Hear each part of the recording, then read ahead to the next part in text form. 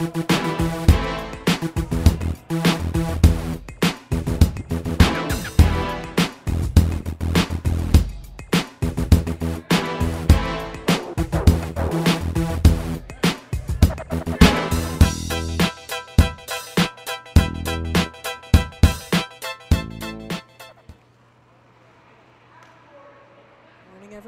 this is the Mayflower Curling Club and the Days in the third draw of the tournament, the Dave Jones Mayflower Cashspiel, presented by Stanhope Simpson Insurance and Alexander Keith's Brewery.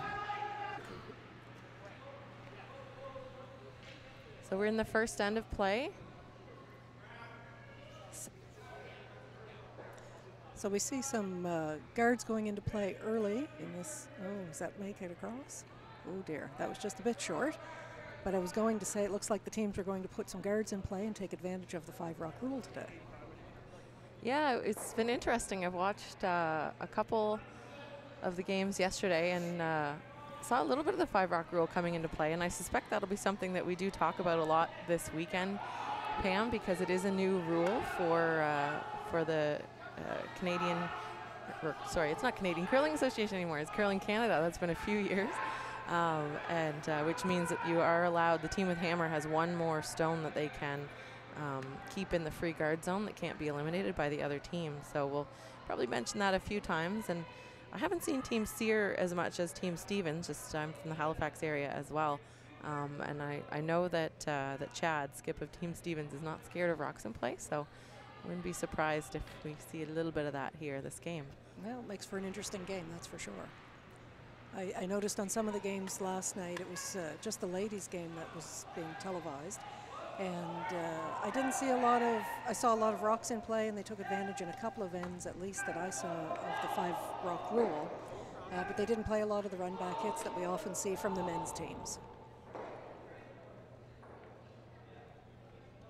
So that second one from Kelly coming up a little bit short as well. I should probably take this time to introduce the team. So we saw Kelly Middlestat for Team Stevens lead.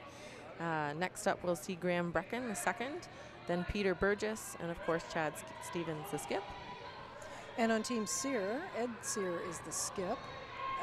Of course he's at the other end calling the shots right now. We've seen Alex Kyle deliver his rocks. Second is Chris Wagner. He's coming out of the hack there now. And we'll see Alex Robichaud, the third, play along here in a few minutes. And I believe they're from Fredericton, New Brunswick. Yeah.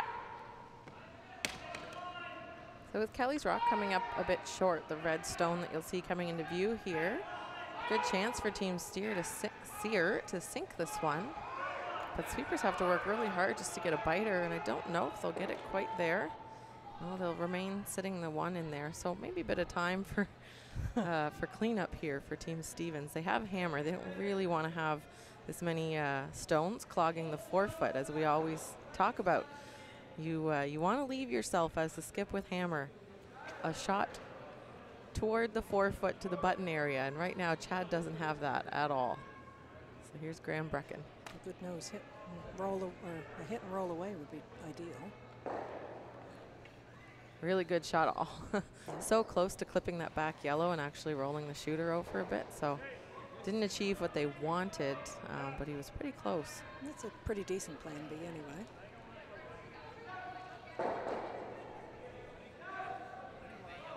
Yeah, it would be a bigger mistake to over curl, roll your shooter to the center line and jam the yellow stones together. For sure. Then you'd have your staggered guards out in front and you would be really landlocked.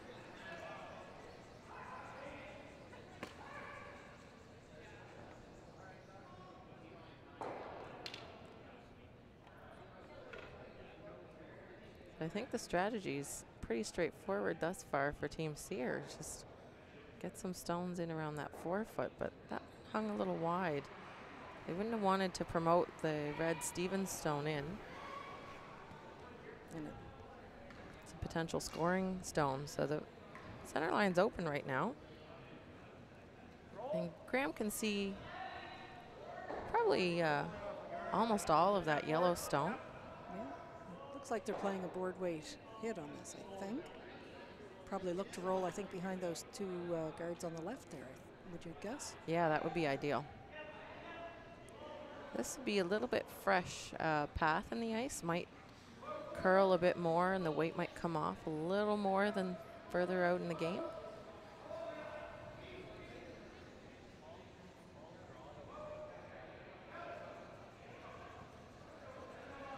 Nice one. Just snuck by their own or snuck by the other yellow rock. And yeah, they managed that one really nicely. Actually could have, we saw, I think it was Graham directionally sweeping, trying to get it to curl more, and then they didn't get the roll they wanted. So probably not too disappointed having it sit there. If a nose hit is made here by Team Cyr, the shooter has to roll to be shot. So just one miss out of Team Cyr on that come around to the center line, and there's an opening for 2 for Team Stevens.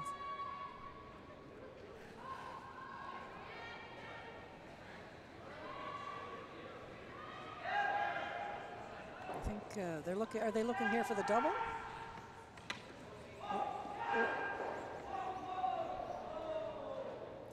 So they wanted to make contact with the the one in the rings, but they got a bit lucky there.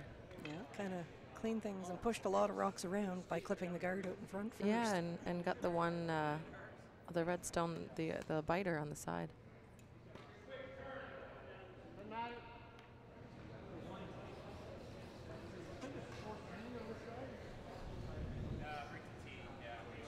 So this is a come around. This is a tough shot. There's not a big port to get through, and you're curling around a yellow stone that is tight to the house, as we see our first glimpse of Peter Burgess. I don't suppose he's looking for the split on the red there. That could be the call as well.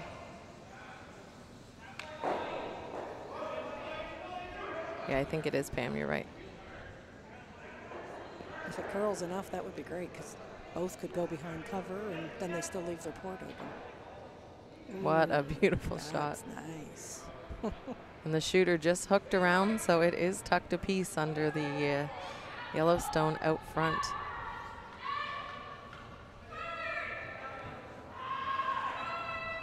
Now at this point in the end, I guess the skip has to start thinking about whether or not he was going for the steal or whether or not he was going to try to bail out. Yeah, no center guard anymore. It's a nice shot making by Team Stevens. A couple misses from Team Cyr really has set this up.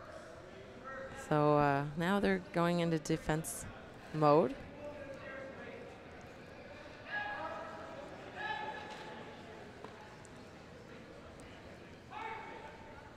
Chris Wagner hard on this one from the release. Came out a little tight. There's a second fortunate slight miss. I think they were trying to run back onto the stone that we see on the right, but no problem for Team Stevens. One red's gone, but just sink another one. Yeah, they're set up nicely for their skip's deuce, as it's often called.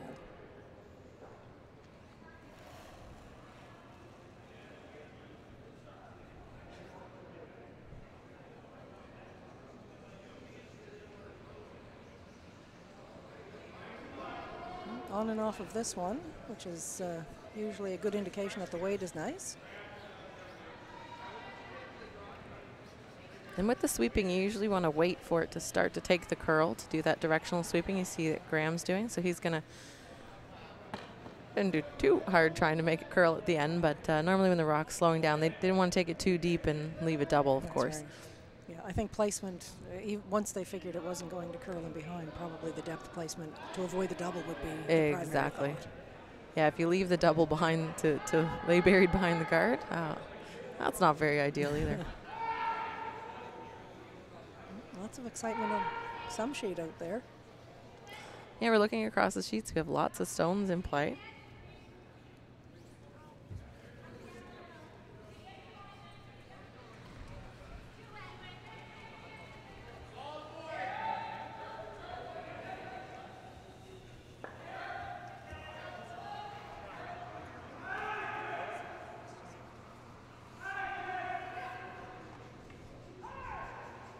So it looks like they're just going to try to get that red rock out and get a good little roll with this next shot from Team Cyr. Yeah, they talked about trying it's a very flat double on the two reds, but this one would be to roll in behind the open red, actually. Easier to make that roll this way.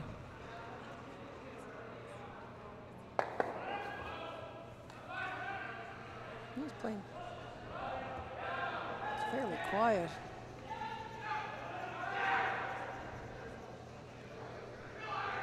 Hard on the sweep just to get the roll.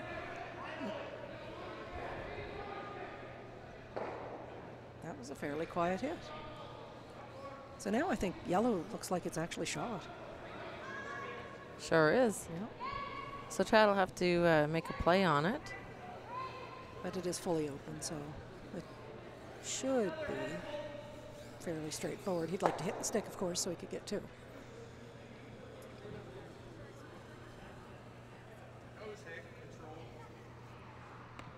It's probably pretty hard not to leave a double in this case. There's not really a great way to roll. I think Chad's best option might be, well, if you can try and roll behind that yellow, but you don't want to play it so tight that that you clip it. He does have a little bit less ice than the other skip called, but this one's curling a lot. They might get that roll. They can get it by the front. Woo! I don't think there's a, well, I guess that was probably best case. Yeah, there might be a double for someone, but yeah, no, the better option here is the hit and roll, but it's a fairly big roll. Nice little clip biter on the outside there makes a good second point.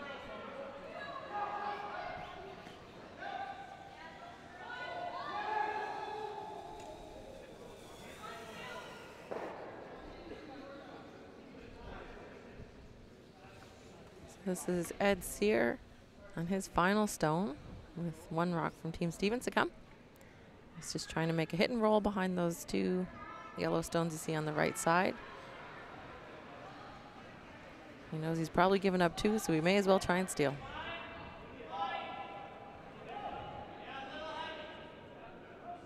And if you could get behind those yellows in just the right spot, it could be a tricky little rock to get out. Absolutely.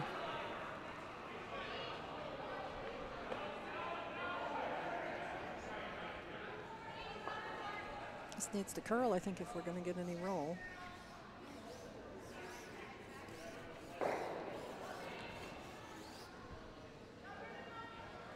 Well, just out. Yeah, looks like Chad gets to work on his draw weight for this next shot. So teams before the game, they did throw a couple stones for hammer, but it wasn't a full practice, so this is a little bit of a guess for Chad.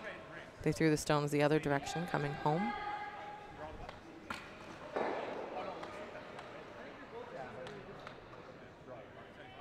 Time to count on those sweepers.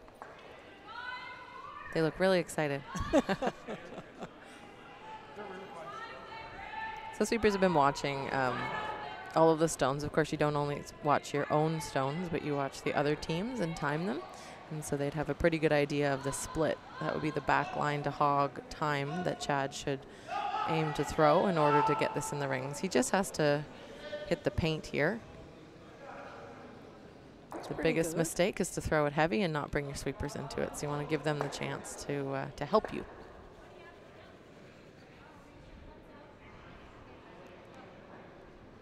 And that one looks great, right to the forefoot.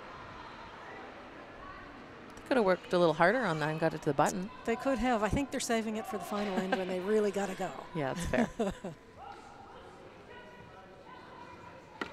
So after the first end, that's a score of 2 for Red Rocks, Team Stevens. They'll lead 2-0 here. Team Sear will have hammer in 2.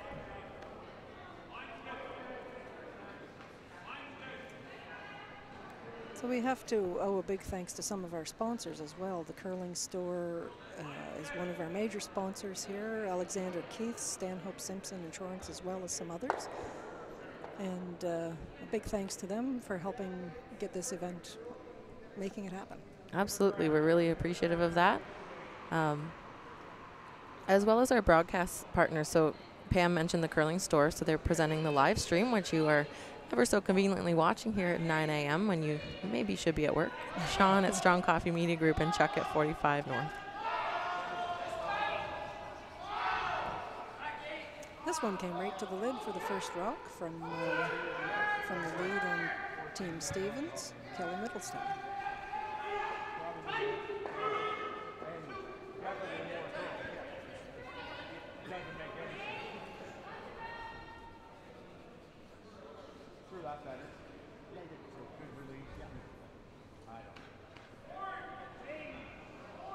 Just here we can hear a little bit of the teams out on the ice. Chad talking to Peter there, so might have been a bit of a question of the weight, but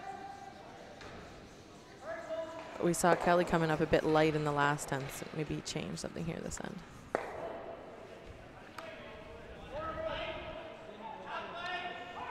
So I think I heard Chad Stevens call for a board weight hit. Nice, easy hit. Good chance that you won't roll out that way if you're a little bit off one way or the other while they try to sort out the ice early in the game.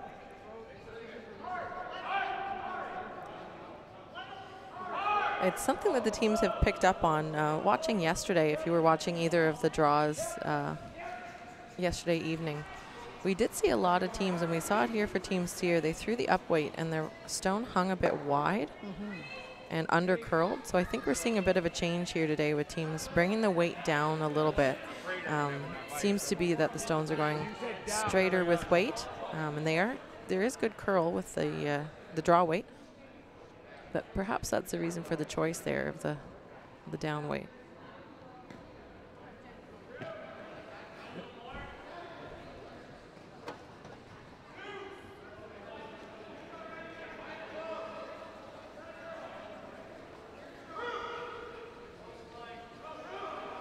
Sweepers are working quite hard on this, looking for a guard. We can see the skip with his broom down right where he would like to have had that rock. So and pretty close. Here's a good example, Pam, of the 5-rock rule. That's the last stone for Alex Kyle, and they do have hammer. So in typical play, Chad Stevens up 2, he might peel that stone. He's got a stone in the rings, good chance to just kind of keep it an open end. Yep. But with the 5-rock rule, no guards can be removed until after this stone of Graham's. So that yellow stone has to stay. So they'll try and complicate things and put a rock around it. And it really gives the team without hammer a greater advantage than they used to have, I think.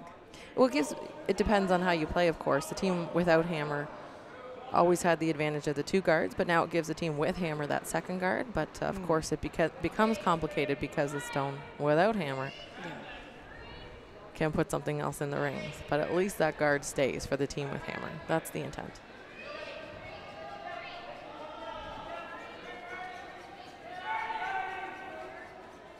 I hear the sweepers working pretty hard on one of the adjacent sheets out there. You can hear the brushes doing their work, that's for sure. So this looks like a nice little quiet hit. How's the line looking? Needs to curl a bit maybe, eh? Yeah, they got it by the guards. Looks like it's going to make contact at about a quarter stone, but they'll be happy to get the back red out of the rings. They wanted that to curl a bit more, but it's in the rings. The guard will stay, so for Team Sear, that's good. Just keep their stone in the rings, keep the guard in play. If they want to get aggressive, we'll just look eventually. Maybe if a red stone rolls a little too far, rolls out, they'll go right around that guard again.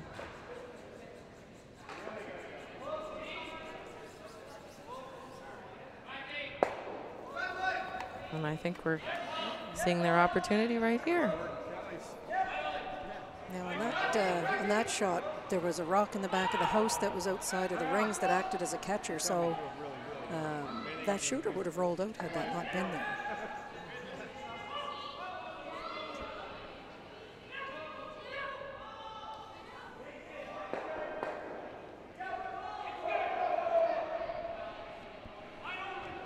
So here's the draw call that I mentioned would happen.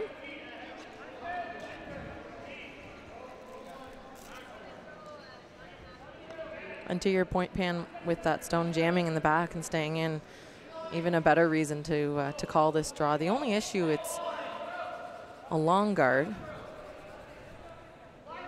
So the idea is to keep this higher in the house so it's harder to curl around the guard and hit. I think that's pretty good. Peter can see a portion of it, but he's got to hit so much that it doesn't jam on the back reds. So the call for weight here, I think I heard from Chad Stevens, is for hack. So not big weight, but certainly enough to knock it out.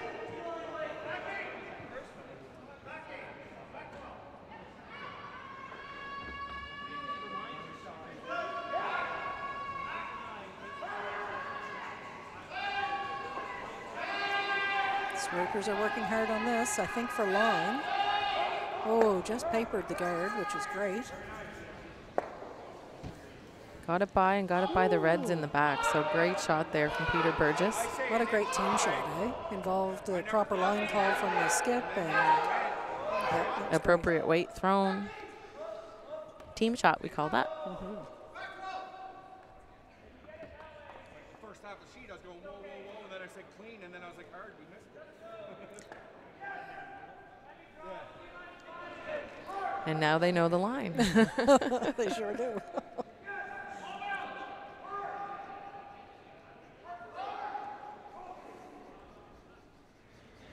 So it looks like Team Sear is looking to follow that same shot. Rock's a little higher up in the house, of course, now, so it might be a little harder to get the exact same result. It's coming off center, curling quite well. Team Sear would have just watched that line call, and they just made the same one. So both teams throwing nicely around that corner guard. Not sure if that Yellowstone is shot, though. From our angle, it looks like it's red. It does. Tough to tell sometimes, though, especially with the cameras. Whenever there's a question, of course, you'll see the team's measure. The reason I pointed out, you know, we're not sure if that shot is, if Peter doesn't get by the guard skinny, he might have a jam, and that's what we see there. That shot the third time in the row, the rock, of course, moves up higher in the house, so you don't get around the guard for as long of a distance to get the right angle. Exactly. So with yellow being shot, and it is partially buried, or actually it might be open on the other side, and we see a good angle. They don't have to hit that red stone in the top, and it's actually, you know, if you hit it on the broom side, it would risk jamming on the yellow. So I think the call here, and I like this call, is just a straightforward draw. Loop another one in the house, and it acts to protect the one that's shot, and that red stone can just kind of be in the way.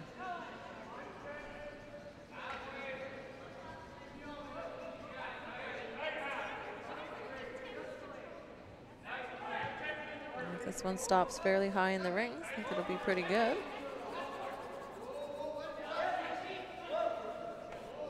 Looks like a good shot there. Alex Robichaud. does he like the angle?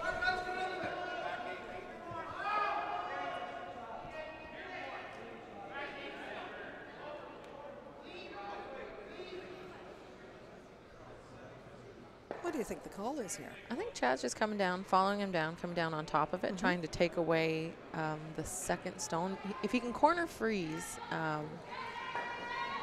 he can be shot stone or even second shot and out count the back yellow. Yeah, shrink that scoring area and make it tougher for the other team to get there too. Yeah. Earlier in the end, we might see a different shot, something a little more risky, but in this case now it's just cutting down the points, kind of like what happened in the last time.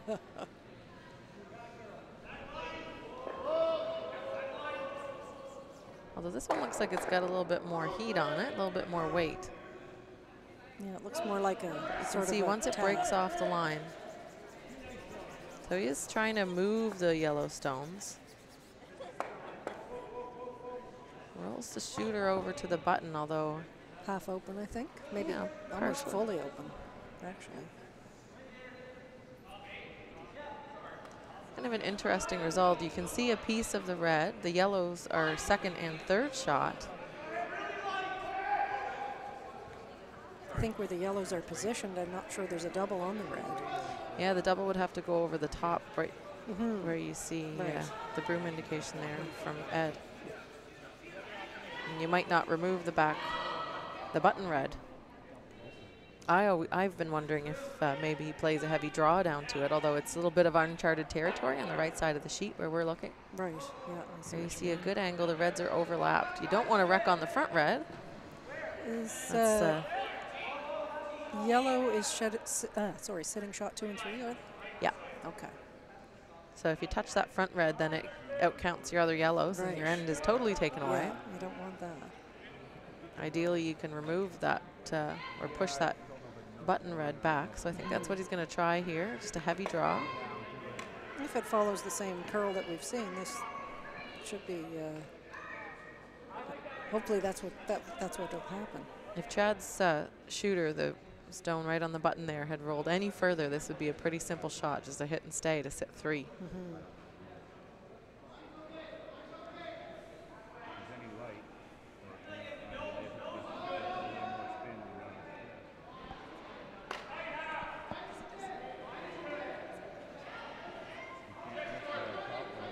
I'd probably be partial to playing a hit on the front one, I think it's a big risk to clip that top red, but this is the best case result.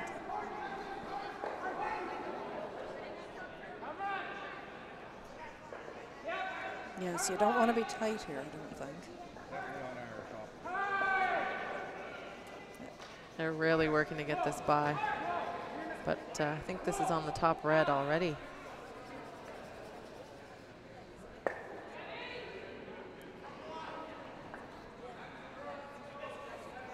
I think the weight was down a little bit compared to the past few that we've seen, so it translates into more curl and fairly soft handle compared to some as well. So that typically gives you a little more drift at the end.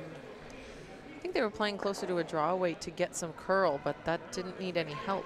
No, it didn't. That really did curl very nicely there. And even if they had hit it on the high side and rolled the shooter out, that would be better. It was really unfortunate to hit the top one. Now that red stone's buried as well. Yeah. Yeah, it's buried, and then the red in the back is kind of placed close to the yellow to catch. They're in decent spot there.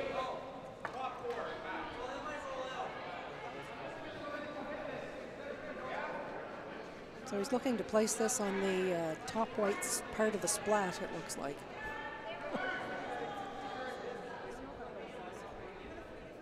Absolutely, so to sit 3. And make it difficult to, no, we're even up front. Looks like a change of call, center guard. I think so. The run back is there for the single point. For sure. I don't think either one is necessarily wrong.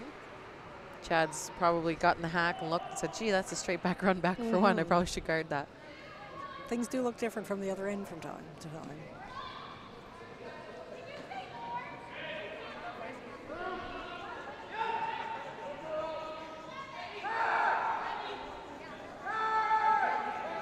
This should start to bend in here in a second, I think, if he's got the weight.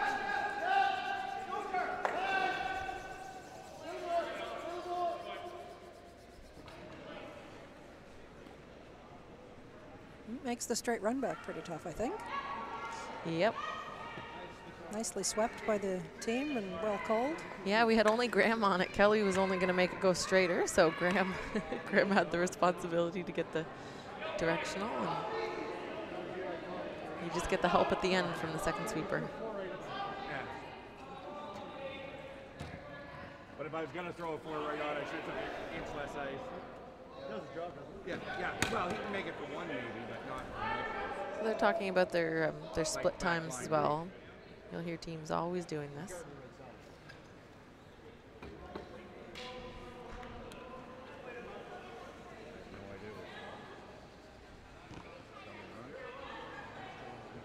looks like Team Stevens is set up quite nicely for the steal here. Bizarre. It's faster and curls more.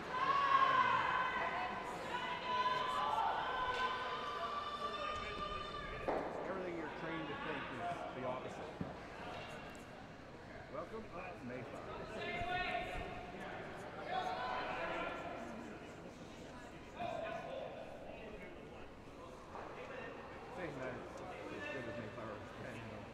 All right, so last stone here. Really tough shot for a single, so the play is just to concede the point. This rock is curling. He's by the guard. Coming into the house to knock that red out of play. He does. If that red stone wouldn't have been there, it'd be a nice handful for yellow, but conceding a steal of 1. Ed Sear makes his shot, but the point does go to Chad Stevens. So after 2 ends, they will lead 3-0.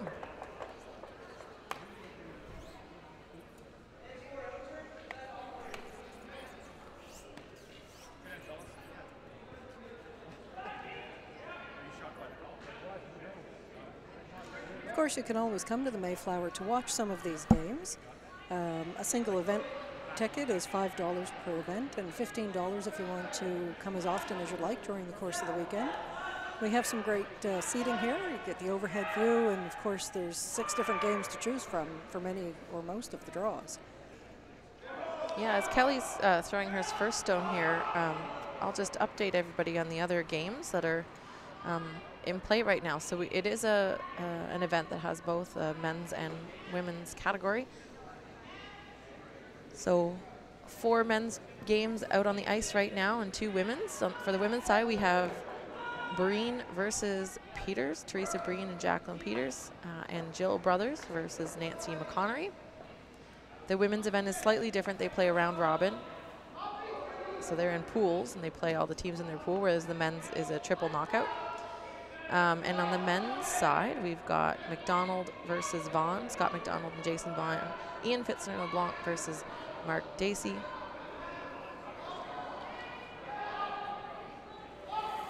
Of course, we're watching Chad Stevens and Ed Sear, and on our last sheet, we've got Stuart Thompson taking on Brent McDougall. And you can see all of the scores on Curling Zone and World Curling. And if you are checking out the games and you want to see if your favorite team's game will be broadcast, just make sure they're on sheet 4. We will have a live broadcast courtesy of the Curling Store Strong Coffee Media Group in 45 North. Every draw, including the final. Playoff Sunday is a 3-game day.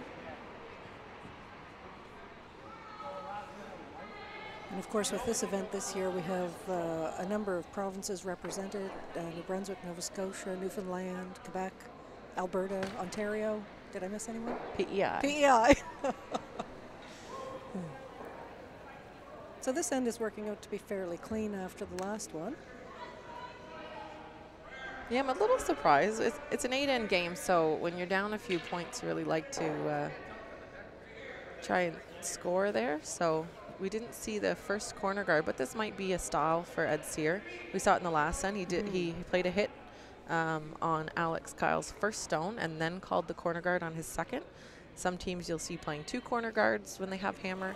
In this case, he's choosing to play only the second shot as a corner guard. And the other reason for that might be to reduce the stones in the rings for the team without hammer. Of course, if Chad had put a stone in the rings, and then we see the corner guard from Sear, and then Chad had put another stone in the rings, and we see the second corner guard, at least this keeps only 1 stone in the rings, but you do only get 1 corner guard. That's right. You have to really be confident, I think, in your ability for multiple hits, double takeouts and that sort of thing to go with those 2 corner guards, particularly with the 5-rock rule. And we're learning here as well. You see different strategy. You'll see sometimes teams with hammer play 2 corner guards on the same side. Some will still play them in the traditional way on either side of the rings or of the center line. So it's interesting to see. And then the teams without hammer, of course, are just junking up the rings altogether. So again, Graham can't remove, and it's been a long time. Second stones would be your peeler, your person who plays that big weight, but in that case, the tick works too. I thought they were just drawing around. I wasn't sure either. But that actually worked really well. Yeah. He rolled himself into the house and partially covers his other and pushes that corner guard off to the edge a little further, which is probably good for Team Stevens.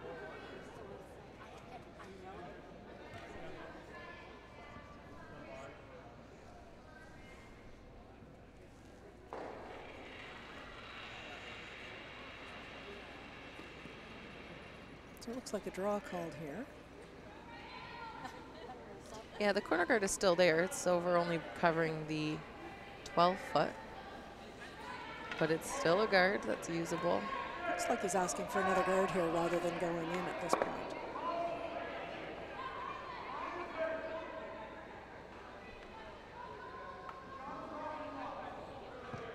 So now it's open for Graham to peel. He can probably get both of the yellows moving.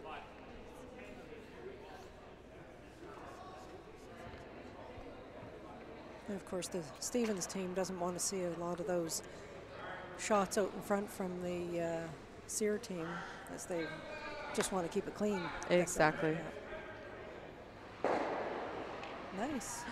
So he's wicked that side guard twice now. Yeah. It's not out of play totally, but that's a heck of a lot better. The only thing is the shooter has stayed over on the other side.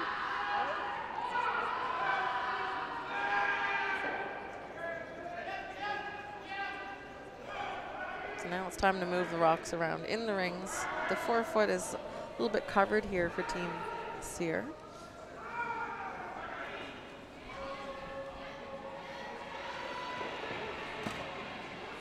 Based on how quickly he's come out of the hack, it looks like the double has been called.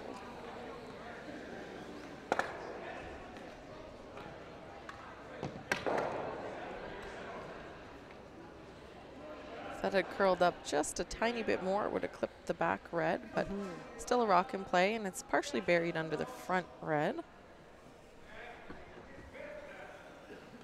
And Selena, I think as you mentioned, maybe the curl tends to be weight sensitive no matter where you go, and it's a matter of finding that sweet spot for how much it will curl at the heavier weights. Absolutely, and I think in that case, on that side of the sheet, we're actually seeing things with weight going a lot straighter.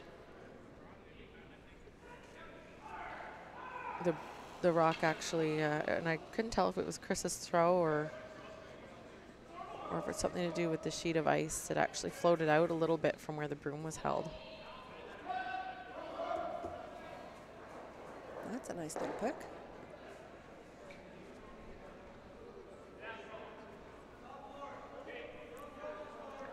That spreads out the red rocks and complicates matters for Team Sear, I think. Yeah, it does. It leaves the guard out front. I mean, that was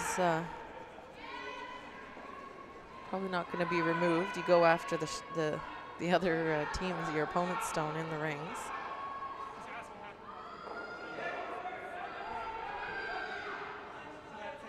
So looking for a quiet hit here, right? Yep, that would be ideal. Roll the shooter behind the red guard.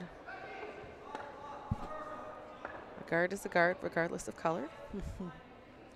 I could make a bad pun about that. Regardless. Regardless. Oh, I love it. We are Pam and Selena, folks. Oh, this is curling over. It's like It's nice. I think they want to be careful they don't roll too far. Oh, really straightened up at the end. Looked like it was curling. And I think we're seeing a spot there where it's a little tricky. The teams seem to know what it's doing.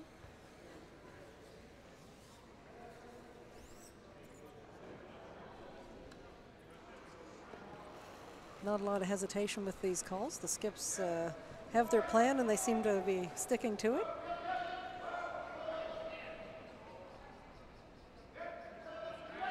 It's pretty simple for Team Stevens. They just need to remove anything yellow. So now I think we'll see this draw. Team Sear needs to generate some points. The easier way to try and do that is with the draw. It's always a little bit harder to negotiate a hit and roll with the perfect roll behind the guard. But I can see the tendency to want to kind of limit the red stones in the rings as well.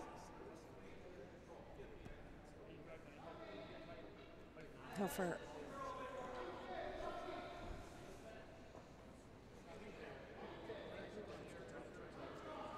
So this is Alex Robichaud throwing now. So we're getting late into the end, that's for sure. If yellow stays vacant out there, they may end up trying to go for the blank.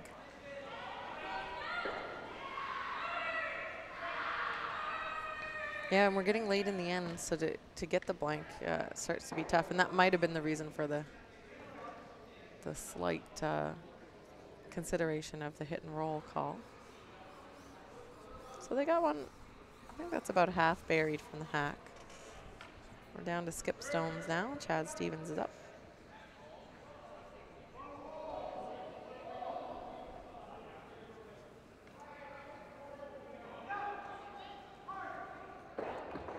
Just playing control weight.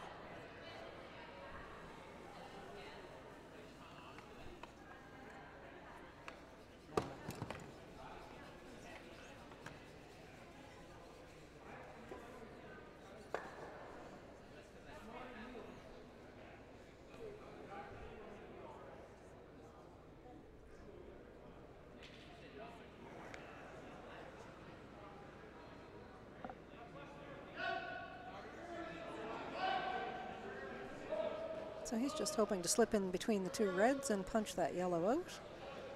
Looks pretty good. Sweepers on and off. Yeah, they're pretty comfortable with that path there. Yep.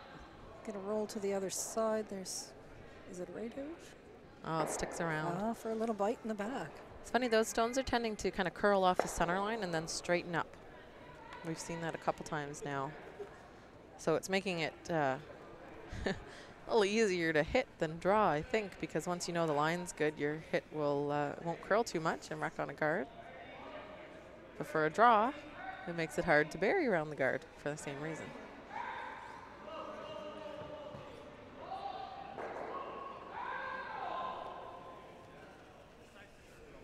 So Skip Ed Sear is now looking to, I think, draw against 3 on his first shot.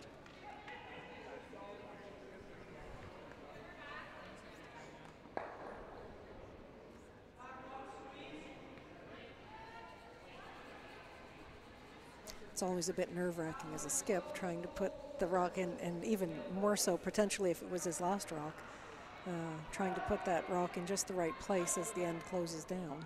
Absolutely. You've tried all in to generate points and you're left with 4 red stones in play, 3 in the rings. Sweepers are working on this.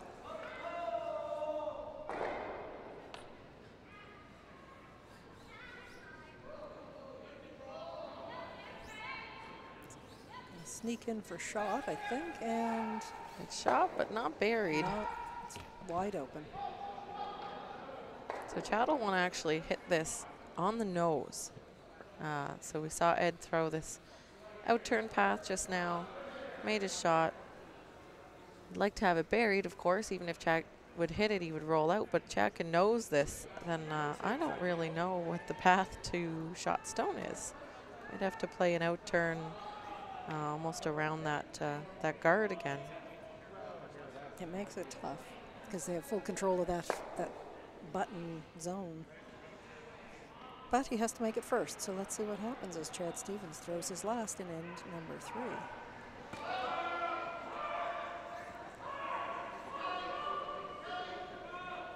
They're trying to encourage it over, I think, with some sweeping. So he sticks around, rolls a little bit. That one hung a bit wider. So the draw path is still there for the shot that Ed just threw. Pretty much the same line he just threw as well, I think. Yep, it's not complicated by that stone. It rolled too far.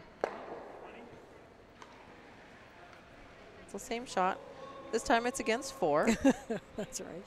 That's why the skips have to have nerves of steel, I think.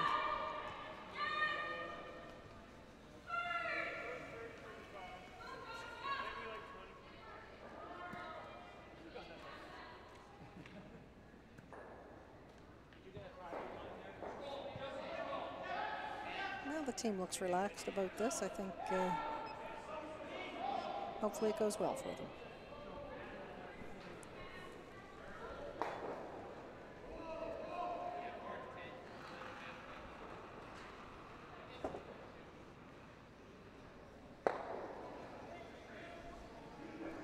Sweepers on this right away. I bet they know the weight, though, from the last shot that just came down. Now they're sweeping directionally to get it by that redstone. A little odd. Definitely had the weight. As we see, looks like a steal of 1 again for Team Stevens. So they'll lead 4-0 with a score of 2 in the first, a steal in the second, and another steal of another single in the third. I bet Ed Sear wants to give up that hammer pretty bad now. He'd like to score a couple and give up that hammer. Exactly. Some of the teams, younger junior teams that I talk to, will call it the last rock disadvantage at times. I know the feeling. You think, can I just score? Yeah, just let me get to not have hammer. Yeah, he didn't have much of a chance to score in the second end, but it was the same shot there. Not sure the weight was good, and it hung a little more than in the last, but the sweepers were on it more. So here again, first stone of the fourth end, Kelly Middlestat for Team Stevens.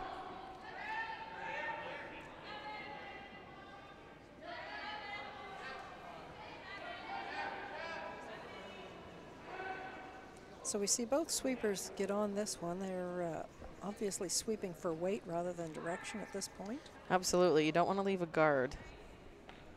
No, there's no value for Team Stevens with a guard at this point.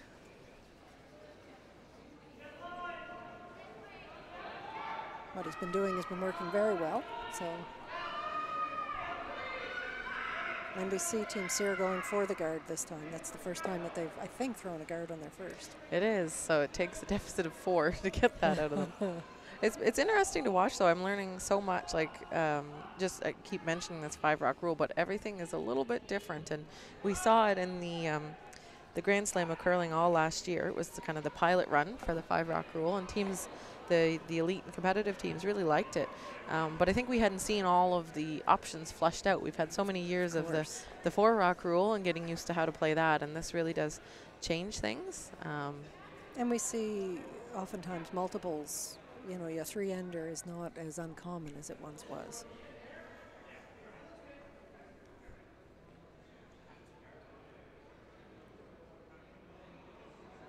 So this is one of the more typical setups that we'll see with the 5-rock rule. You see and it's not any different from the 4, but the difference comes when you get that second corner guard.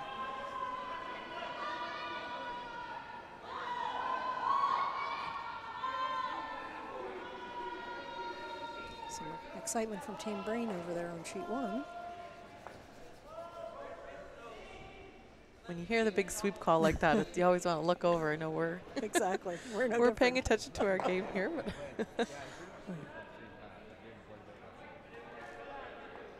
so as I mentioned, you can see all the all the scores on worldcurl.com and Curling Zone. So now Team Sear is going for the second corner guard, which in some ways will cover up that red stone that's in the house on the tee line. It does, but that stone's far enough back that it can be moved. I always find this interesting because when you put up the 2 corner guards like this, you do start to take away your draw path to the button. Mm-hmm. So one interesting thing that I've seen is teams without the hammer sometimes will leave those guards there. You know, you think the obvious, Chad's up 4, you know, why don't you just peel it? He can't peel yet, but on Graham's next shot, might just leave them because at that point he's going to have 3 rocks in the rings. Then he has to play a raise or whatever, and the angles may not work as easily as just a straight draw.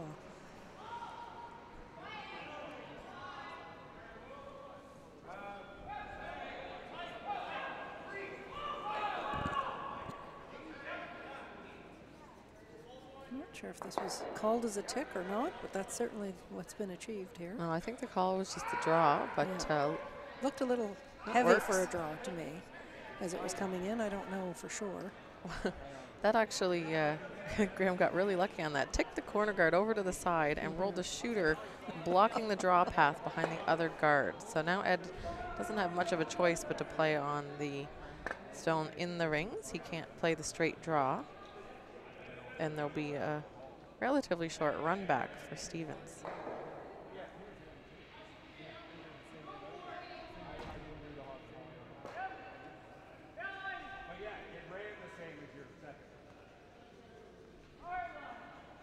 This one is taking off. It sure is. Looks to be a little light to me. They wanted to play a hit. Now this is a little heavier than a draw, but not much heavier than a draw. Leaves the shooter out front. May give you there may be a double there on those. The two red in the house now. Yeah, there is double for Team Sear. And Chad would be aware of that. He wants to make sure that there's fewer guards. Now, mind you, Stevens is sitting 3, as we can see. But it's time to take care of some business out front, I think. Yeah, I think if it were a red stone out there, he might not be as worried about this guard, but it is good, close yellow stone for Team Sear to use. So he's looking for a straight peel here, I would think.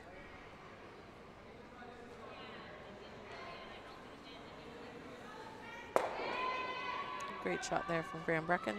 Absolutely. So the double isn't as worrisome now because that guard is gone, so the straight hit and roll is played. The issue with this, I'm going to keep finding issues because of all these reds in the rings. Yeah. This is the side effect of that 5 rock rule. Ed's going to ask Alex to hit and roll. We're on Chris's stones, aren't we? Sorry, we're still on Chris's. Yeah. He's going to ask Chris to hit and roll behind the guard, but only one red will be removed and the yellow won't be shot. So it's really a setup shot here by Chris Wagner. Right, as he's planning. It's a planning shot more than a make it count shot for sure.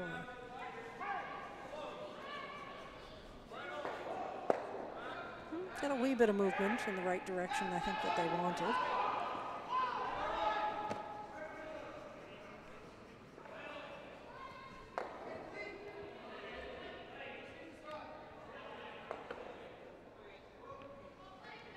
If it were buried, if it had rolled buried, I think we would have seen Chad peel. Oh, peel the guard out in front likely. Yeah. So the guard stays in play this way, and then we might see a play on another red stone, although this one is undercurled here from Peter. One rolled up. It did backwards. It did indeed. So now we're on to Alex's shots. I have to assume his first one is either a dud rock or pit. And then we ended up both being heavy right after.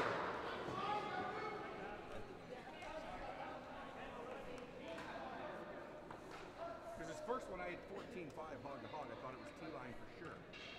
And then just ground to top 8. And then the next two you throw a little heavier.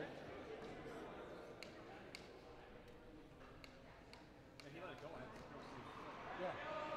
And he threw it in the same path, so it could have sped up the path a little bit. But it didn't curl the same, it didn't do anything. We're just being quiet listening. Chad's talking about Ed's 2 stones that he threw in the last end, and they seem to behave differently. Either way, they're good throws, and that's really...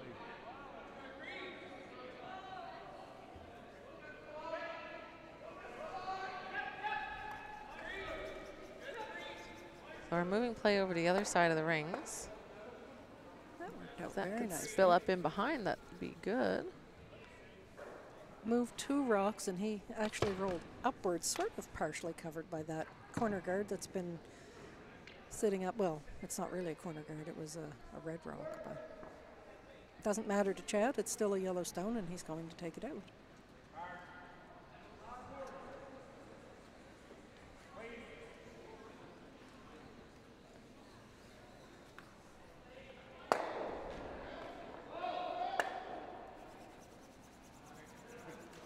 Not the end of the world. It spills all those out, actually. But the benefit of the way that this end has gone a little bit here, especially with Alex's first shot kind of spreading things out and getting things further away from the button, is the 8-foot's open and available for draws. The better guard is on this side. Your stone will be less protected, drawing to the side where the red stones are. Yes, that yellow one had been pushed aside, I think, earlier, hadn't it? Yep.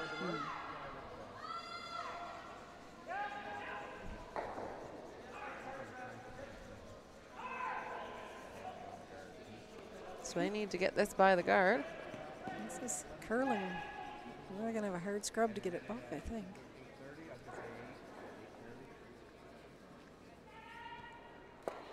They must have decided early to play the raise, because otherwise you would have seen Wagner and Kyle switch positions to try to keep it running straight. Yeah, I think it was a gone at Alex's hand.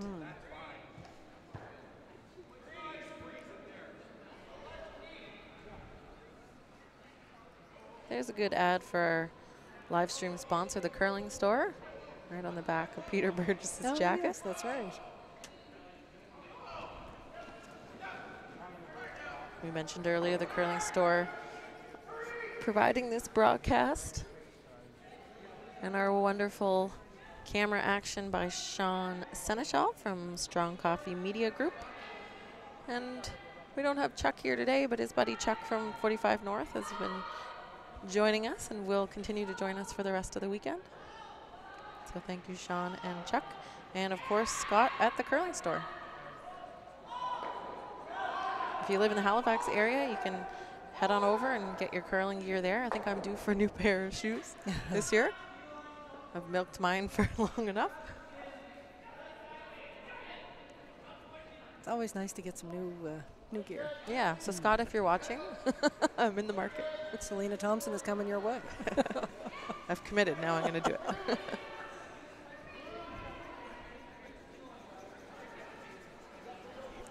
So Chad's trying to play this draw, and what this will do, as long as he leaves it fairly high in the house, is it blocks the path for Ed. So it doesn't have to be buried as long as Ed can't hit and be shot, and I think he's achieved that. I think he'd have to roll to get shot out of that now. Yeah, Ed doesn't seem to want to play over to the other side. The freeze is an option. I mean, it's a hard shot, but there's no, when you're trying to draw around a stone in the rings like you would be on the other side of the sheet, that's not easy either. And then even if this is just his first? This is his first, yeah. So Chad's shot achieved a few things. Ed, if that red stone wasn't there, Ed could draw around trying to bury on the other side behind the red stone that's in the top 12, but it would be outcounted by 2 red stones. So he does have to make a play and outcount one or both of these red stones right now. But if he freezes down to this, of course, that unless it's perfect, it can be blown out. And but it leaves your best chance of scoring. Yes, right? For sure. You don't want to give up another steal. I think I kind of straightened it on you. Not straightened it, but I gave it a little more rotation than normal. I felt I was a little light, so I kind of, well, no. So it looks like they will go for the freeze, I think.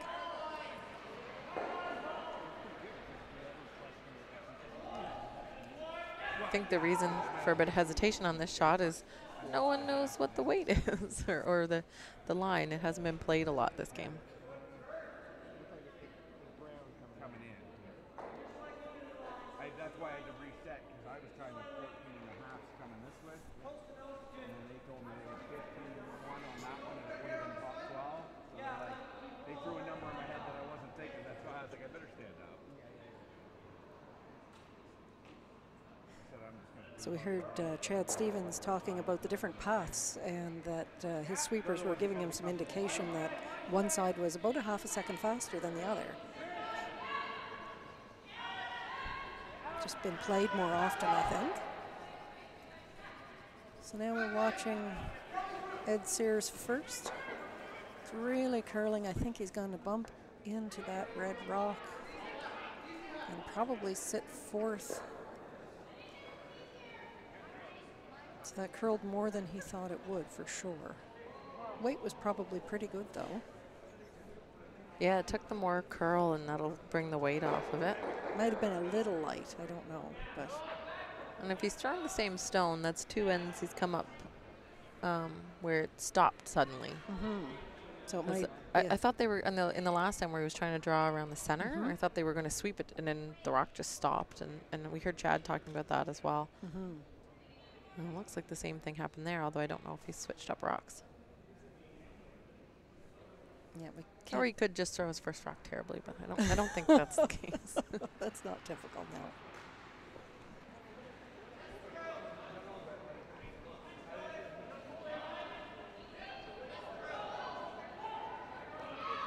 Takes a while to, if you have a rock that is a bit of a slower rock or curlier rock, whatever the case may be, it takes a few ends to really realize, was it me or was it the rock? And some people, I think, are quicker than others at picking up on that. So Chad checked that one a little heavy.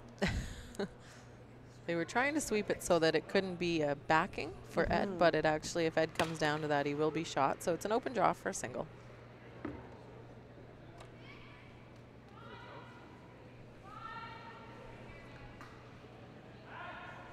And of course, you don't want to be light on this one.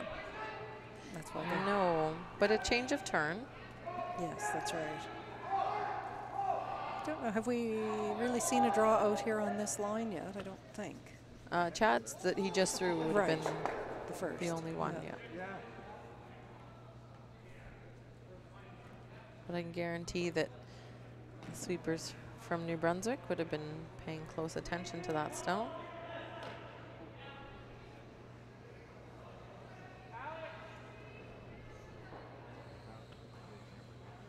This one looks like it's gliding pretty good. Sweepers are on it hard. It's just coming off of that corner now, so that's good. Sweepers are going to take this to the lid for their skipper, maybe, are they? Yeah, and that's a good shot. Well managed. lovely. So a point on the board there for Team Sear as we leave it after 4 ends, a halfway point. Stevens leads 4-1, and we will catch you back here at the Dave Jones Mayflower Cashspiel in a couple minutes.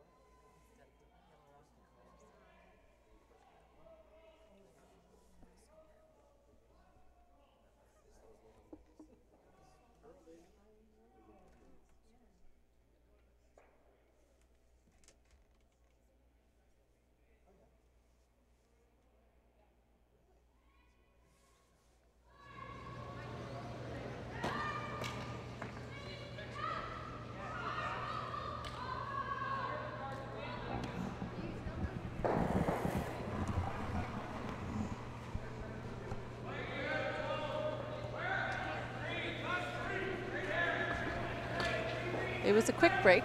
It was a quick break. The guys didn't want to take a lot of time. No coaches running out there with snacks or anything like that today. No. So if you're just joining us here, my name is Selena Thompson, and I am joined by Pam Sullivan. Thanks for coming out, Pam. We really appreciate it. We've got a fun group of commentators that are going to guide you through the games this weekend here at the 2018 Dave Jones Mayflower Cashspiel. And of course, we're presented by Stanhope Simpson Insurance, as well as Alexander Keith's Brewery. We're at 3000 Monaghan Drive in North End, Halifax. I understand if you're not in the Halifax area why you might be joining us on the broadcast, or maybe you're working today, but we'd love to see you out for games the rest of the weekend. You can find information on the Mayflower Facebook page. We have an event for this where all the updates are being posted, as well as links to the live streams. You can watch every draw on sheet 4 on the live stream. Of course, that's brought to you by the Curling Store, Strong Coffee Media Group, and 45 North. And we're watching Team Chad Stevens from the Halifax area, and Team Ed Sear from Fredericton, New Brunswick. And after 4 ends of play, the score is 4-1 for Team Stevens. And it's Team Stevens' first time with the hammer since the first end. Well, that'll change things up. I see we go for a center guard. There's a center guard early in the game, of course, because Team Sear would like to generate some points and maybe go for a steal here. They're in steal mode, that's for sure. So the high guard going up and then the tight guard. But a really nice first stone from Kelly Middlestat sits in the top 4 foot. That's really ideally placed, eh? That was what a great shot to start the end off. That's what you like to see out of your front end players, is that great setup. This one coming a little deep, but actually freezes really nicely onto that stone. So we'll see another. There's no peel available just yet, so we'll see another draw played here from Kelly. Hopefully he can line things up on the same line, right on that center line.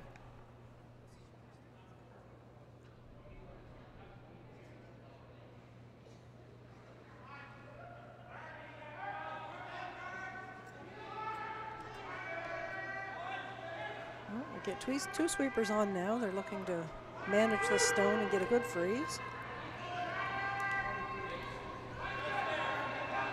Looks like it's gliding in there nicely. Beauty. Great shot.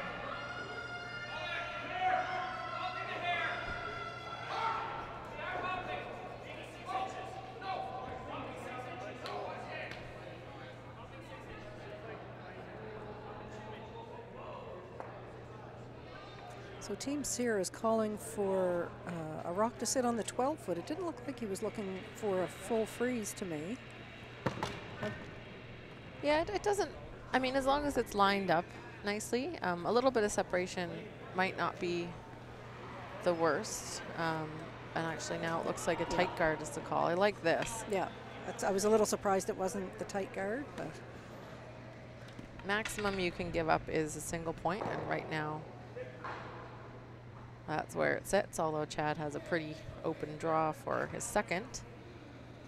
So we'll see a bit of change here as. And now we start the peeling. Chad, of course, does not want to only have one. He's looking for two, so he needs to clean up the front end so he can get access. And this is where I always get screwed up with this 5-rock rule. So it's Graham's first shot, and if he didn't have hammer, he wouldn't be able to peel. But they do have hammer, so they can peel. Well, yeah, this is the actually this is the 7th rock now, right? Yeah, that was the 6th. Exactly, I see what you're saying now. Yeah. So I call, like, I skip, and I still find myself like second guessing. I'm like, oh, it's my first shot. I can't. Yeah, I see. I can't peel, but if it's the second's first shot, you can peel.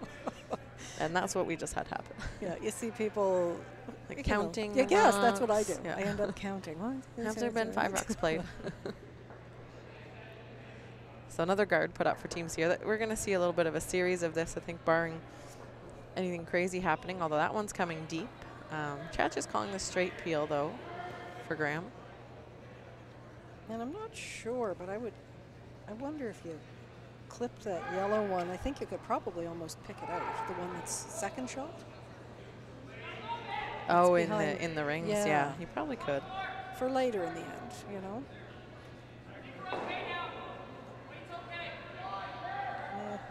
Pretty tight. Have to just squirt it out of there. You would, yeah.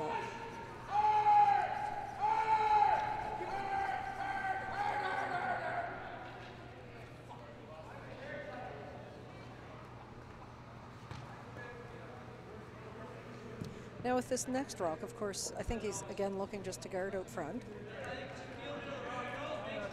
Would you want it to come across center and be a little bit staggered onto the other side there, Selena? I wouldn't necessarily want to stagger them. The ideal positioning is right in front of the other, because that makes it harder for the other team to peel them both on one shot. Right.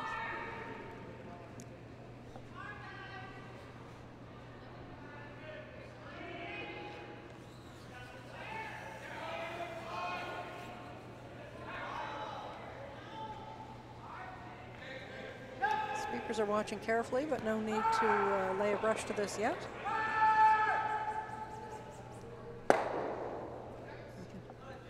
can hear an adjacent sheet with sweeping and hitting going on over there. Lots of noise from that sheet today. If I'm slightly distracted, it's because it's my little brother. The scores have been fairly close across the other sheets, except for the adjacent sheet that we were just talking about. An appeal here. But we won't tell you what it is. No, I mean you can check out the scores online. But it was an interesting second end on the McDougall-Thompson sheet with a score of 5 after a measure for Team Thompson. I'm thinking somebody took full advantage of the 5-rock rule in that end. I think so. Yeah. So more of the same on our sheet, though. Yep. Garden Peel.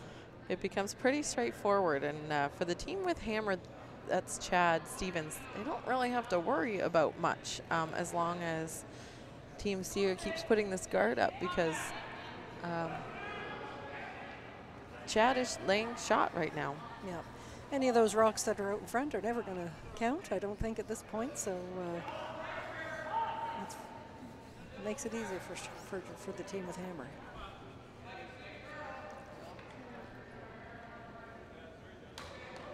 This one is not going to make it over the hog line. That's a big miss late in this end. Absolutely. So they had 2 guards come a little tighter to the rings, and of course that one, you try really hard to keep it high, but you never want it so high that you don't quite get it in play. So for Chad here, he's actually in a pretty good position. He was happy to keep peeling. So if you peel this center guard, it opens up a hit for Team Cyr. I don't mind that. I don't think it's necessarily easy right now for Team Cyr to bury anything in the forefoot. That's why you mentioned how good that stone from Kelly Middlestat was. In the forefoot, it's really hard to curl around and outcount.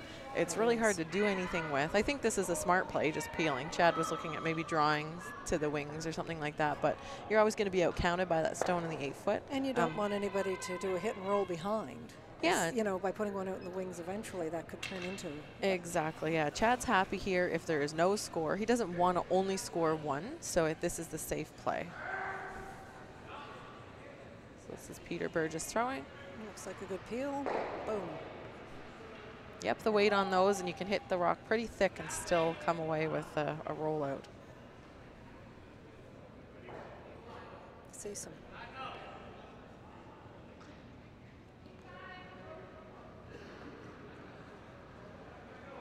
So we're on to skip stones here now, I think.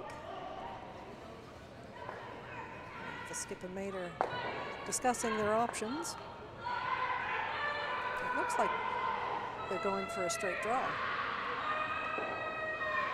Not a lot of time left in the end. We're down to skip stones here, and of course without hammer, a guard's not really going to be useful because you're guarding the other team's stones. So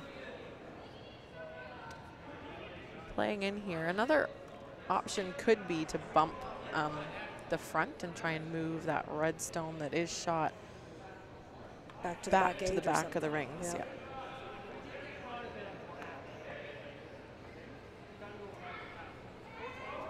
It's a more risky shot, but could have more rewards.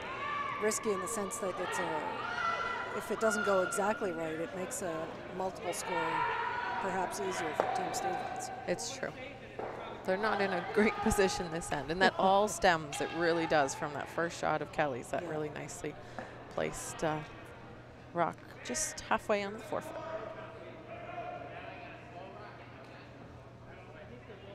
Sweepers have heads down on this.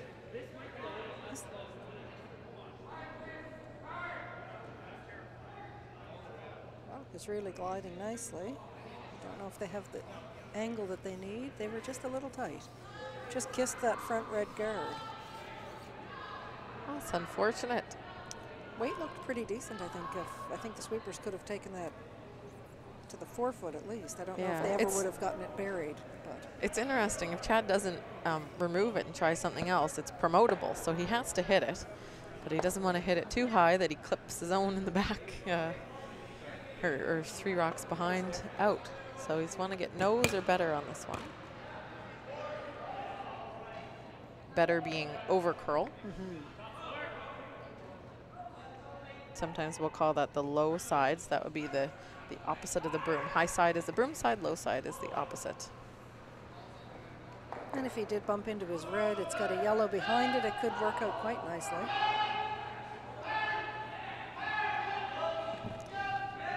Definitely curling more. So that's good. Now if Ed, it leaves a staggered situation. So if Ed can actually draw around, it'll be a wonderful shot. That was the risk and why Chad wanted to hit nose, didn't want to have that much of an over curl and stagger the rocks. Now this is wider out than anyone has played this game, so it is a guess, but I don't think there's any other shot at all to play right now. And we're not getting a ton of finish outside in, which is why you see not a lot of ice being taken here. So this is going for the steal. If it's visible and open, Chad will have a chance to remove it and still score the 1.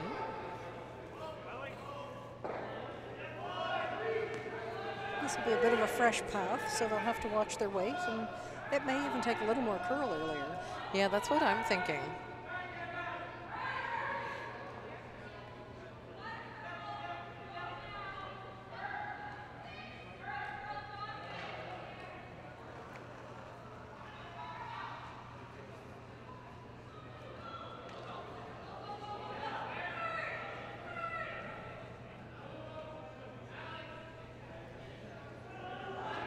Sweepers are giving it a brush there. And this one is taking a big dive. It sure is. Just a new path. No one has played out there, and it did take more curl. So you're right, Pam. A little more curl and ends up light. So now, had that had a little more weight on it, the line would have been okay. Oh, it would have been great. Yeah. That's half behind. It would have been more than half behind that red stone. Great shots. Unfortunate. So Chad's going to the other side for his draw for 2. And he has full 4 foot to play with, I think, there. At 85.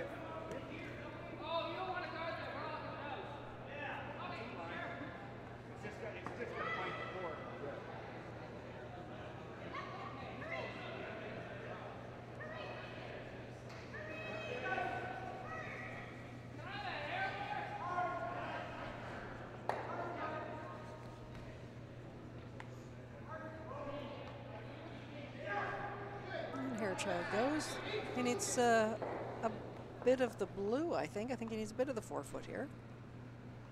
Yes, just bite the 4. So this is a little wider again than we've seen a lot of shots played. We saw Ed throw this in the 3rd end and ran a little straight. The line looks good if they've got the weight. Sweeper's job to get it there, and looks like a good one. That's what a great shot. T-line pretty much, and easy, nice. It looks like a nice, easy draw for 2, but again. Team shot. Yeah, team shot. Yeah, so with that, that's a score of 2, and now a lead of 6-1 for Chad Stevens after 5 here in draw 3 of the 2018 Dave Jones Mayflower Cashspiel, presented by Stanhope Simpson Insurance and Alexander Keith's Brewery. And we also have some sponsorship from Rockhead Brewery, which I don't think we've mentioned yet, but we have to say thank you to Rockhead as well. As Kelly Middlestadt gets ready to start us off in the 6th. And being up 5 points, I would think the plan for Stevens would be to keep things clean. Keep things clean. I mean, we're going to keep talking about it, that 5 rock rule. It gives the team with hammer that little bit extra chance to get something in place, so you're less likely to see the team without hammer throwing something through the rings.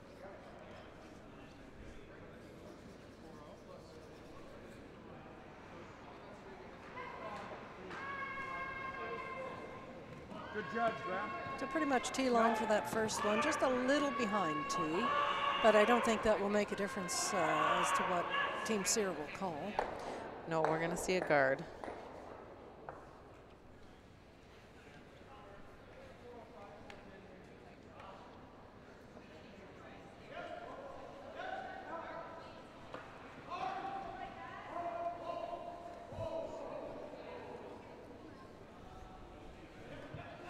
So Alex Kyle is delivering his first here now. We're waiting for a corner guard.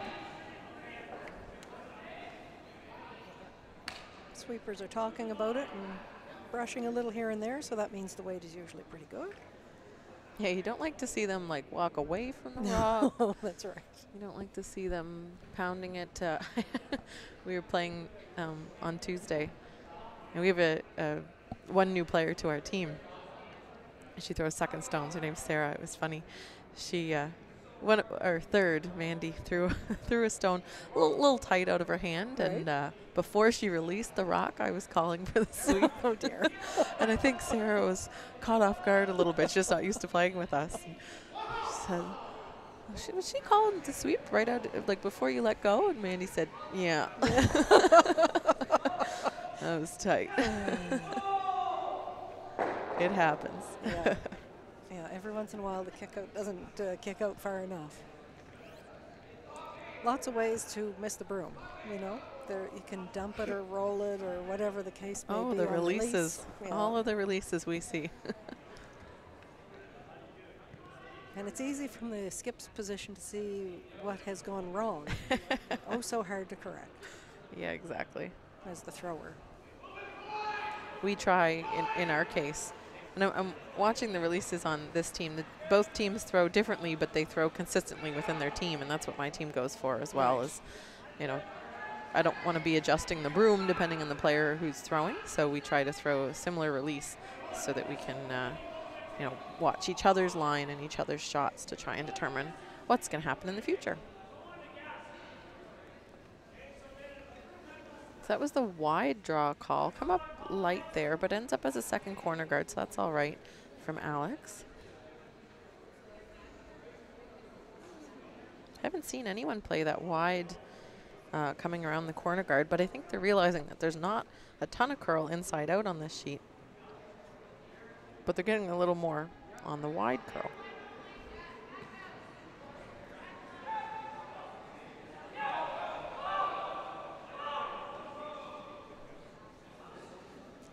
So this is Graham Brecken throwing his first of this end.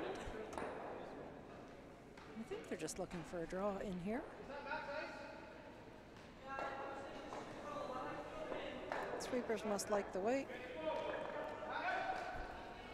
That's pretty well splitting the center line. Yeah, they got a few rocks in there now. At some point they're going to make a play, yes, I would think. Yeah, now this doesn't have to be with a ton of weight. I think ideally for Team Sear, we actually leave those red stones at the back of the house and they act as a wall, or what we call catchers. And I think we saw Ed Sear motion with his broom for maybe backline weight, or it was, I don't know their code, but it definitely was a down weight. Yeah, backline, even back 8 is where he was kind of swiping his broom.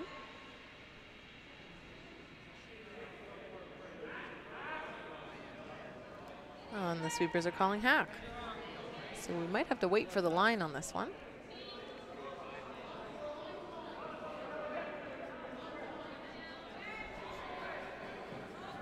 It's curling over. A wee bit of tapping, and that yellow roll's mostly covered, I think, behind the guards. Which prompts a guard removal. Yeah, it is nicely covered from this angle, eh?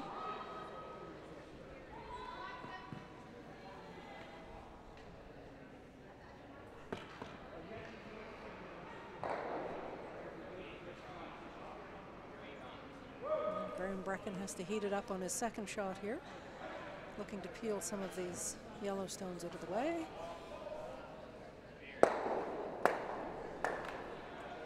Got a lot of rocks moving on that shot. Gets a couple moving. Yeah. Guard's still out front. And the one that was in the house as well. So the threat has been reduced, I think.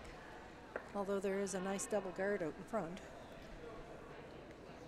They're staggered ever so slightly, yeah, which is it's good for the team peeling because it means that you can remove them both.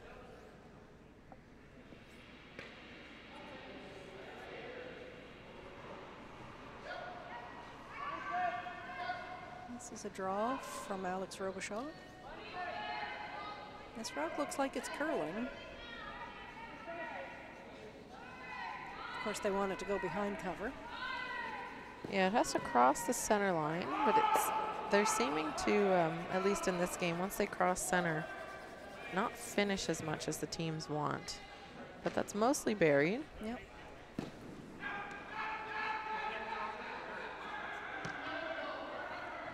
Yeah, it doesn't seem to be really drifting at the last little bit. It's more of a consistent curl because overall the was about 3.5 feet of curl, I think. Yeah. But just not. It's just not getting all of that at the end. It's through the throw.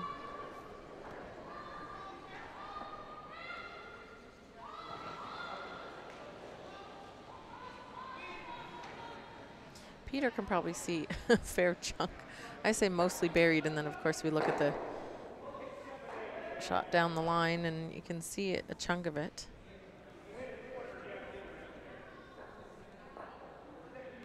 The interesting thing about the stagger of those guards, it's hard to see in our camera view, but we're behind the sheet and you can see it a little bit. The yellow stone is slightly in front of that red guard. Right. So if you hit on the center line side, that yellow is going to spin, but it's probably going to spin at a very, very steep angle into the rings, and I think Peter might be worried about jamming on a red in the house. But at the end of the day, team Sear is still going to have to generate points with rocks, with no guards. I think the peel is the right call here, regardless if you can see the stone in the rings. Yeah, the guards are the more dangerous stones at the moment. I think you're right. Guards are going to help the stone without hammer in this case. The team without hammer even. Said the stone without hammer. I think all our listeners knew what you meant. Here we go, and so they might get action on the yellow. Yeah, they did. What a nice shot. I think Peter was maybe worried about jamming on the red, and I was thinking, well, I might get the yellow. Yeah, got very, the yellow, very good shot. Rolled over the top, but he couldn't have gone any better, really. Beauty.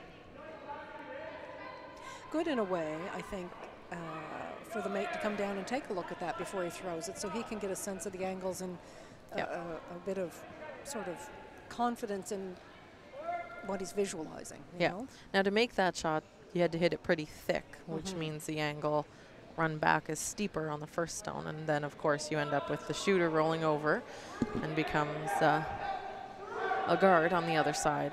But it's not a guard guarding the center line, so it's not as much of a help for the team that needs to steal. Yes, it's out there. It's sort of a 12-foot guard where it's currently sitting, I think.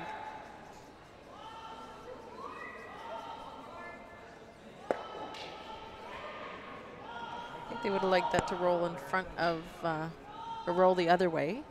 Needed to, as a catcher, to use the reins as catchers. Yeah, it needed to curl a little bit less.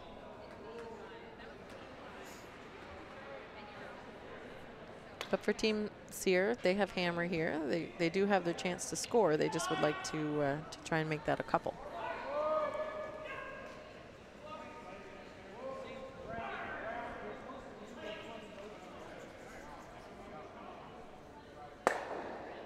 Hit and roll away here, which I think is probably what the plan was. Again, just keeping things clean from Chad Stevens' perspective. Yeah, that's probably our only difference. Yeah, no, I know, I meant just quick, but he's always up big.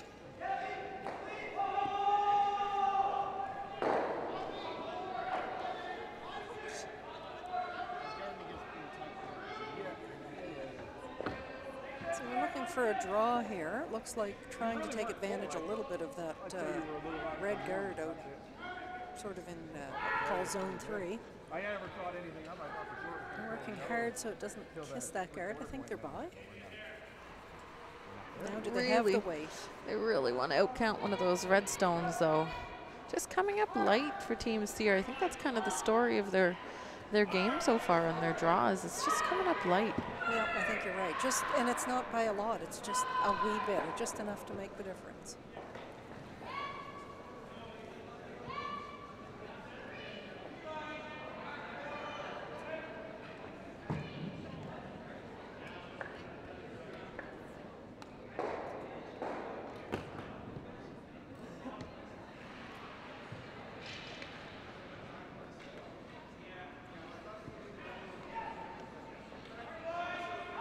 Chad Stevens is throwing the hit here. I think he's probably looking just to peel this rock.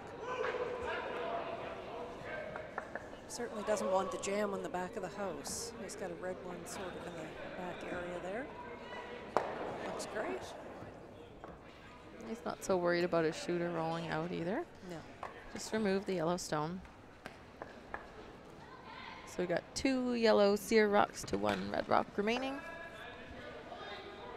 And has the switch been made? I didn't see the call, Pam, to, are we gonna make a play on the red? I don't think. The red?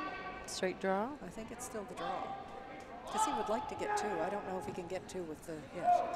Yeah, it's interesting. So you're gonna draw, but the only guard you have is wide. So you're gonna draw for second shot and hope that that Chad doesn't make a play to sit 2.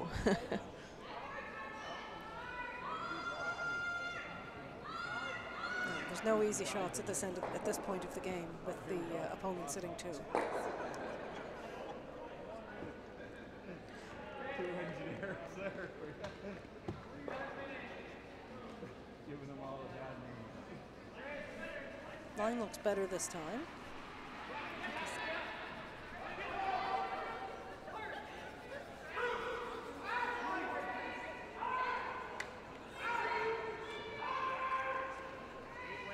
So weight was better. It is second shot, but I think Chad can still see it. I think so. And as Chad goes down to throw, we'll just update everyone with the first final of the day on sheet 3. That was the one with the 5 underscored there. Team Stuart Thompson defeating Brent McDougall.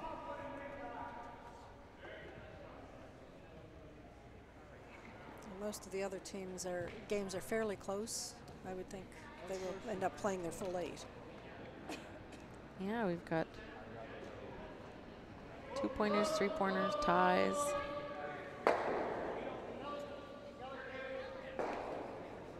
Looking for a wee bit of curl on this, but I think he's good. Punched his own out as well, but I don't think that's a concern. Oh, that's A-okay. Yep. So instead of the draw, Ed'll have the straight hit. It's for the single. And if he doesn't nose it, if he's on the left-hand side of that rock as the broom view is, he has to be careful he doesn't roll too far because there's still a shot, another red stone in the house.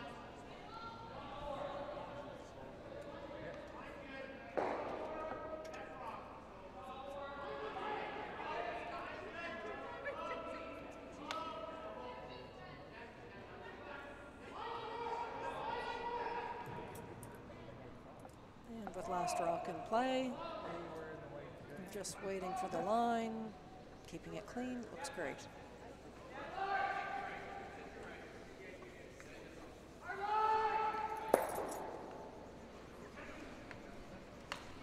So that is a point for Team Sear. The score is now 6-2 going into the 7th end.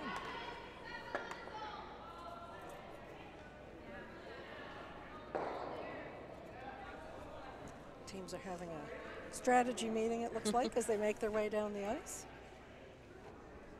Taking a look at a few of the other games, I think, while they're at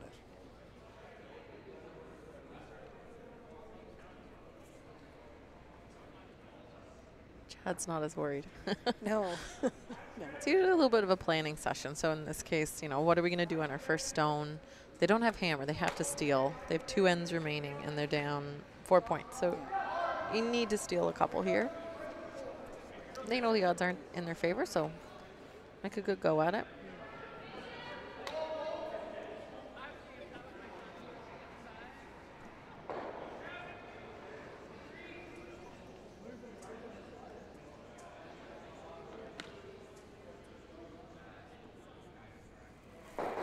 So the lead for Team Sear is Alex Kyle coming out with his first. And he's looking for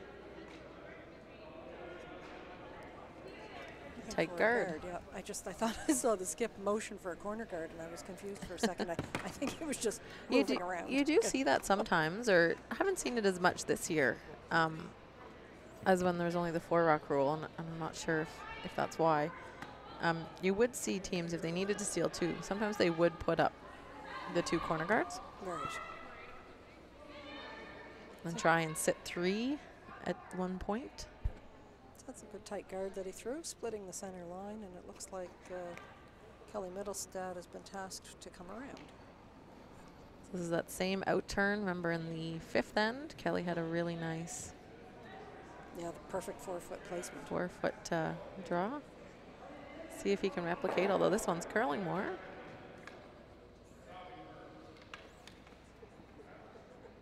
Ooh.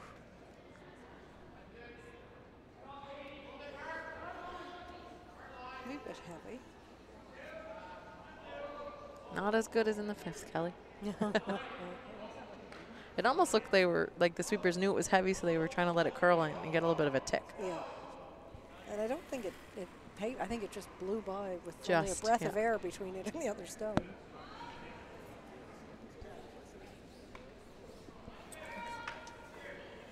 I'd like to remind everybody, in case you didn't know, that you're watching the 2018 Dave Jones Mayflower Cashspiel, and it is presented by Stanhope Simpson Insurance and Alexander Keith Brewery. We'd like to thank our sponsors for supporting our Bonspiel and our live stream, brought to you by the Curling Store and presented every draw by Strong Coffee Media and 45 North. We've got sheet 4 if you're looking on World Curl or Curling Zone at the live scores and you see your favorite team is on sheet 4. Well, do we have a game to present for you? You can go on our Facebook page and find a link to the CBC stream.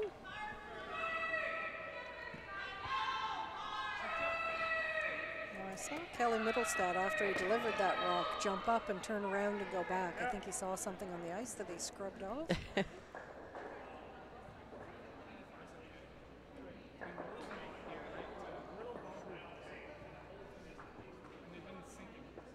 Looking for the draw this time, I think, rather than the guard. I'm going to direct everyone's attention away. I was watching a little bit. Sheet 2 is Ian Fitzner-LeBlanc taking on Mark Dacey, and there were like 5 Fitzner-LeBlanc stones in the 4-foot area, and somehow Mark Dacey scored a single. I don't know how that worked, but I just watched the score get posted, and a little bit of shock.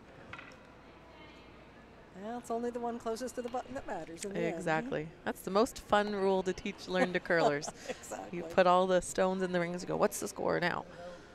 And sometimes I'll put like 5 one color and 1 of the other color. That's right. That They're like, really? It's not like how many you have? No. No, it's a cruel game sometimes. So that was a bit of a miss there by Team Cyr. Their rock went to the back 12 and is buried. So they had good line, just too heavy. Regardless of where that stone was, I think Chad's option is the same. He's going to call the peel here from Graham. But it is an unfortunate miss because now there's no stone in the ring. So they do have to put it there, and then they'll be left with only a single guard after the second peel is made. Well, they could sit in that pocket a little bit. That would be a nice little shot for the team from New Brunswick. Absolutely. I don't even think they need to move those stones at this point. I think a good freeze is great. I agree. Separation is going to favor the team that's playing the hit.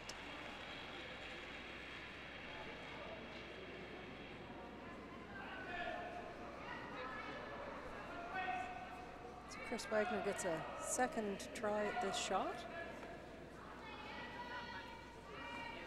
This rock is really hanging out there. It's funny because Kelly's stones were curling here, but with this little bit of extra weight that Chris has thrown, we've got the same result on both. And it is pretty much backline weight. Yeah, it really just didn't catch the curl with the extra weight. So Chad Stevens is picking away at all the guards out in front, and it looks like just a straight peel for this one.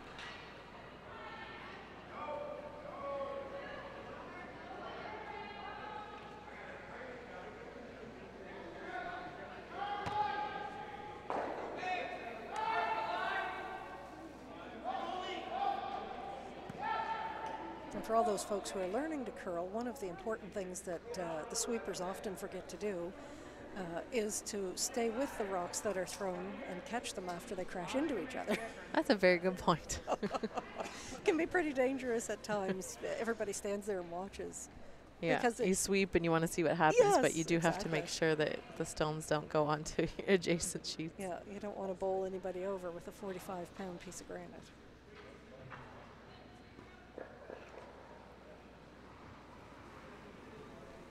There's your next trivia answer when you go to trivia night and someone asks, how much does a curling stone weigh? That's right. In case that question ever comes up at trivia night. I don't know that I've ever heard it, actually.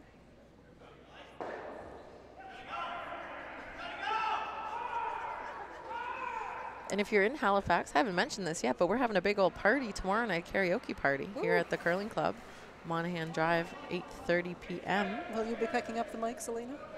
I might do that.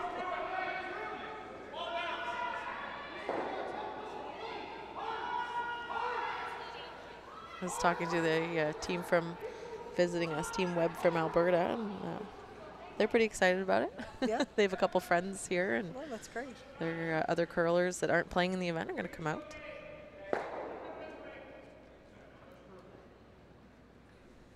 So,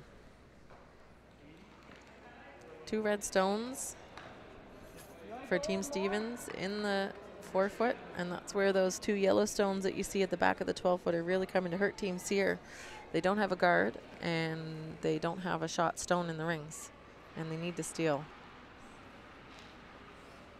So what kind of weight do you think he's playing? Just a draw, or is he looking to tap?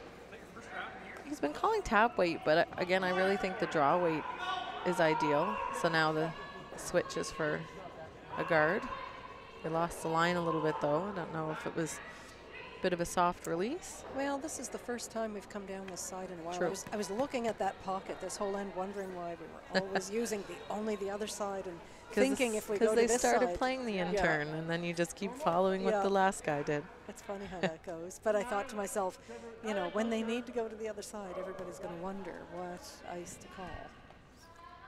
And it's funny. So Peter's throwing a appeal here, and Chad asking what turn. I think Chad would call less ice on the in turn. This is the out turn for Peter. So it is curling a lot more here. But this is the side where it did straighten out too. I want to keep it high side. They didn't really, I don't think they wanted to leave that in the front of the rings. It would have been better to roll further or even all the way out. A steal of 1's not the end of the world, but here you open up a little bit of a chance for Ed to have some protection. I think you still got to play this freeze. It's calling a bit of a roll.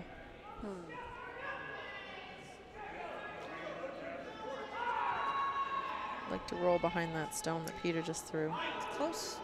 It's a close stone for a run. You know, it's only a few feet.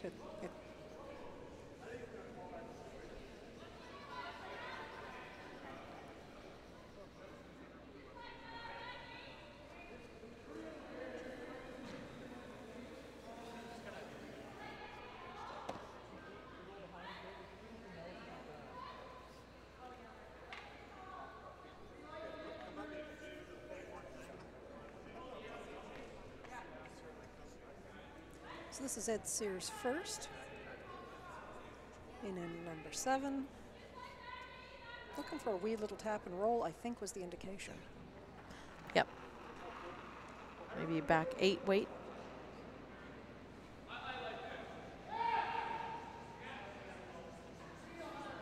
The line is really important, I think, on this shot.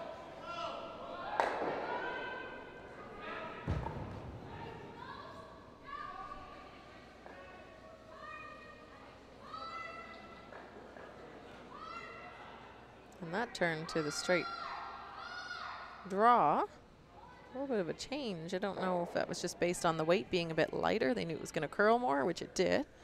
Just wicked off. Actually ended up okay because it is buried and it is almost frozen to that back red. It's not shot stone, but you can see how if Chad does nothing, there is a shot to sit 2 buried, and that's what they need to do. So Chad can't remove the yellow stone. I don't think it's too tough of a shot to risk, so he's just going to draw down to it. Being forced to one here is not the end of the world for Chad at this point. No, no. Team Sear needs to steal, and if they steal only one, they have to steal 3 in the next end. So, just a tie.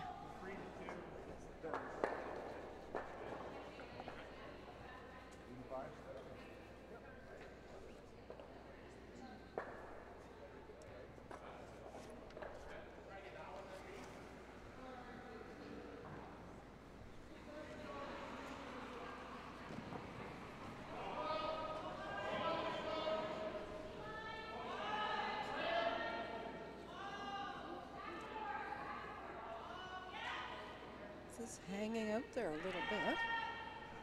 Maybe a little more weight than the last one that was thrown. Much the same. Very nice. So Stevens is now sitting 2, it looks like, from our angle.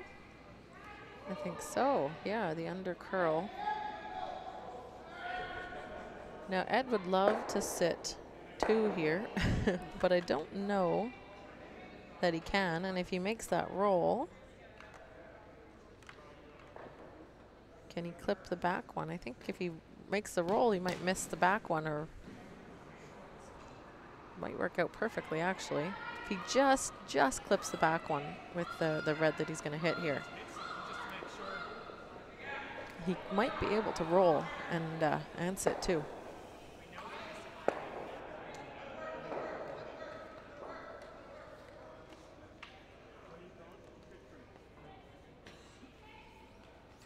I don't think Chad's too impressed with his shot. He doesn't look very happy about it, no. It's one player you can kind of read the read the emotions. Not a lot of poker face. I think he knows that, yeah. Fun to watch, though.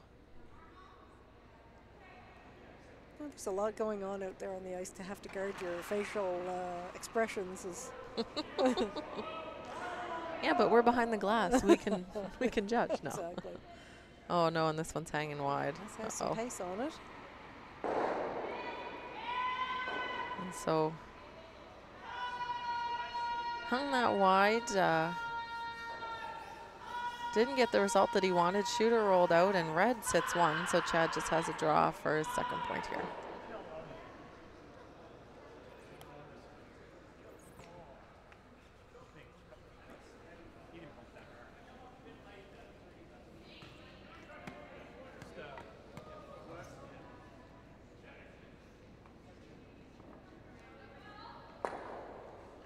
So we're just looking for a draw here to sit 2, although he does pretty well have to get the lid to make it count. So this will be up to the sweepers to judge the weight and get the brooms down when they need to.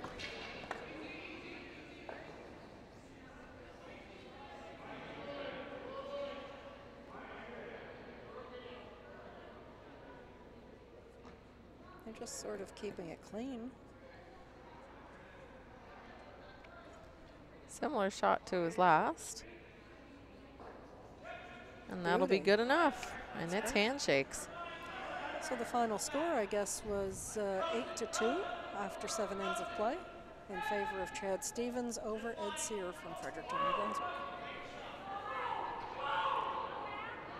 And with that, that'll be the end of us for the broadcast here from Draw 3 of the 2018 Dave Jones Mayflower Cashspiel. On behalf of Pam Sullivan, myself, Selena Thompson, our presenting sponsors, Stanhope Simpson Insurance, and Alexander Keith. And a big thank you to our streaming partner, The Curling Store, and of course our friend Sean at Strong Coffee Media. Thanks to you, our viewers, for joining, and catch us back this afternoon for Draw 4. At 12:45. 12:45. Right on. Catch you then. Bye.